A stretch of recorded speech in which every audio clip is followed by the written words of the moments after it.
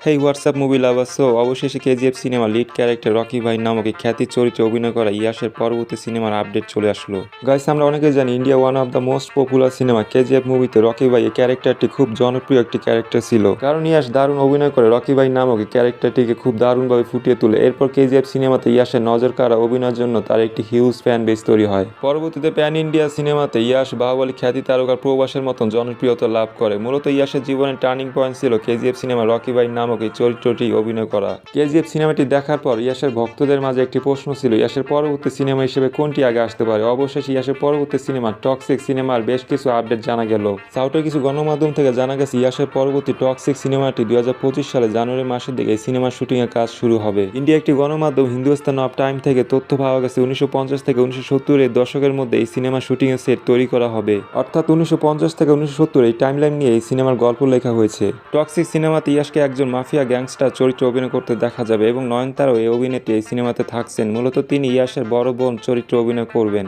এছাড়া আরও একটি বিশেষ তথ্য জানা গেল, টক্সিক সিনেমাতে মূল ভিলেন চরিত্রে অভিনয় করতে দেখা যাবে মালায়ালাম তুমুল বিখ্যাত অভিনেতা টবিনো থমাসকে। এবং টক্সিক সিনেমাটির টোটাল বাজেট ধরা হয়েছে 250 কোটি রুপি। এই সিনেমাটিকে পরিচালনা কাজ করবেন ফিমেল ডিরেক্টর গীতু মোহন দাস, যিনি এর আগে দারুণ মাস্টারপিস মুভিগুলোতে পরিচালনা কাজ করেছেন।